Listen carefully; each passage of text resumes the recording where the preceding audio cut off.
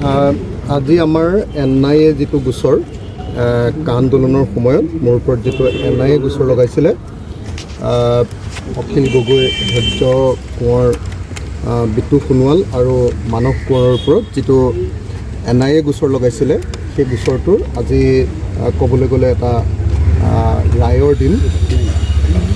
আপোনালোকে সকলোৱে জানে যে এই গোচৰটোৰ পৰা মোক ৰেহাই দিয়া হৈছিলে।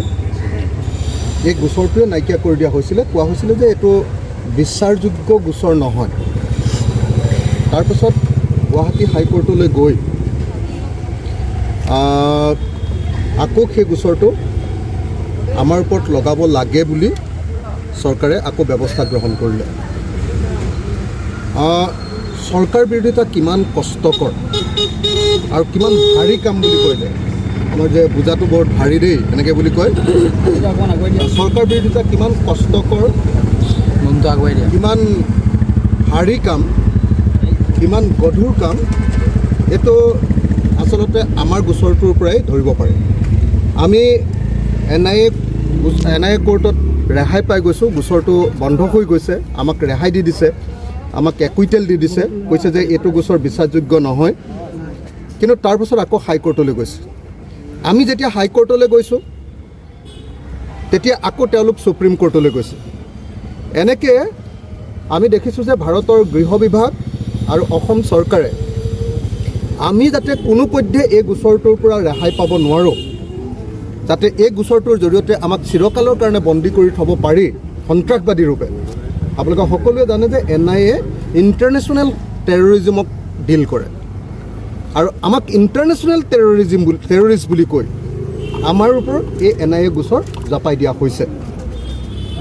গতিকে এনেকুৱা পৰিস্থিতিত আজি পুনৰ NIA কোৰ্টে আমাৰ গোচৰটো চলিব নে নচলে তাৰ ওপৰত ৰায় দিব।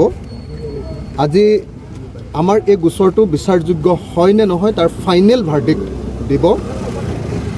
আশা কৰোঁ NIAৰ ওপৰত আমাৰ বিশ্বাস আছে, NIA কোৰ্টৰ ওপৰত আমাৰ বিশ্বাস আছে আৰু NIAৰ ওপৰত আমাৰ সম্পূৰ্ণ অবিশ্বাস আছে। তেওঁলোকে 2 নম্বৰী কেছৰ ভিত্তিত মানুহক ৰাজনৈতিকভাৱে কেনেকুৱা ধৰণে হাৰাশাস্তি কৰে আমি সকলোৱে জানো। গতিকে আজিৰ দিনটোত আমাৰ ভাগ্য পৰীক্ষা হ'ব। যদি NIA গোচৰটো চলায় আকৌ আমাৰ ওপৰত এটা কা বিৰোধী আটাইতকৈ ডাঙৰ যিটো গোচৰ ভাৰতবৰ্ষৰ ভিতৰতে কা বিৰোধী আটাইতকৈ যিটো ডাঙৰ গোচৰ, সেই গোচৰটো পুনৰ আৰম্ভ হ'ব। আৰু যদি আজি আমাক কোৰ্টে ৰেহাই দি দিয়ে তেতিয়াহ'লে আমি বাচি যাম। কিন্তু আমি জানো যে কোৰ্টে যদি ৰেহাইও দিয়ে আকৌ তেওঁলোকে আমাক, যিহেতু আমি চৰকাৰৰ লগত কম্প্ৰমাইজ কৰা নাই, যিহেতু চৰকাৰৰ লগত আমি বুজাবুজি কৰা নাই, বহুত চেষ্টা কৰিও চৰকাৰে আমাক তেওঁলোকৰ পক্ষত নিব পৰা নাই। আজি কোৰ্টত যদি আমি ভাল বিচাৰো পাই যাওঁ, সঠিক বিচাৰো যদি পাই যাওঁ, সঠিক জাজমেণ্টটো যদি পাই যাওঁ, তাৰ পাছতো তেওঁলোকে আকৌ হাইকোৰ্ট আকৌ সুপ্ৰিম কোৰ্টতো যাব।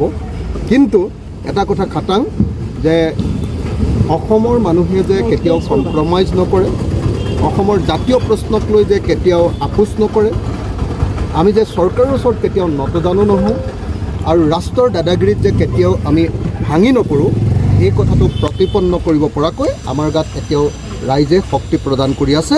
গতিকে এই মুহূৰ্তত মই অসমবাসী ৰাইজৰ আশীৰ্বাদ বিচাৰিছোঁ যাতে আজি আমাৰ গোচৰটোৰ পৰা আমি মুক্ত হ'ব পাৰোঁ।